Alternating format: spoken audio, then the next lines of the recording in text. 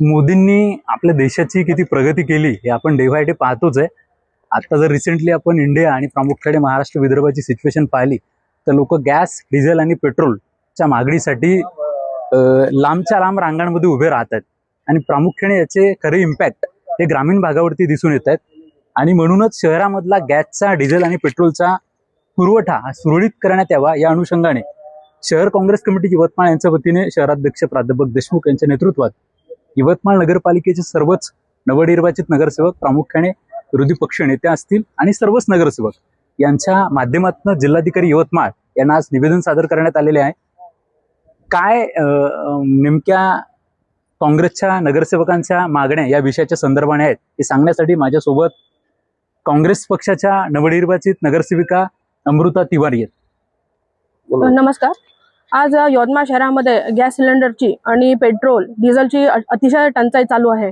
त्यासाठी म्हणजे खूपच प्रॉब्लेम जात आहे. प्रभागामधून खूप फोन येऊन राहिले मला की सिलेंडर भेटून नाही राहिले. आणि समजा कोणी म्हणत आहे आम्हाला भेटतोय पण ते जास्त पैसे घेत आहे, ब्लॅक मध्ये घेत आहे. यावरती म्हणजे प्रशासनाने लक्ष द्यायला पाहिजे. माझ्यासोबत काँग्रेस पक्षाच्या गटनेत्या तथा विरोधी पक्षनेत्या वैशाली सवाई आहेत. नमस्कार. आमचं एवढंच म्हणणं आहे की प्रशासन वारंवार आपल्याला सांगत आहे की टंचाई नाही आहे. मग टंचाई नाही आहे तर पेट्रोल पंपावर या लाईन कशाच्या लागत आहे? आणि सिलेंडरसाठी सुद्धा ज्या लाईन्स लागत आहे किंवा आपण नंबर लावल्यानंतर सिलेंडर आपल्याकडे 25 दिवसानंतर 30 दिवसानंतर जेव्हा सिलेंडर मिळत आहे तर याचा अर्थ काय? आपल्याकडे टंचाई नाही आहे हे सिद्ध होते का? हेच विचारायसाठी आम्ही प्रशासनाला इथं आलेलो आहोत.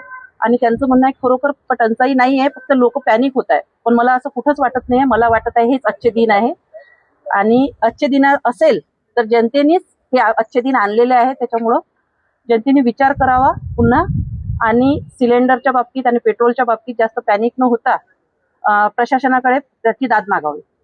साधना ते 100. नमस्कार.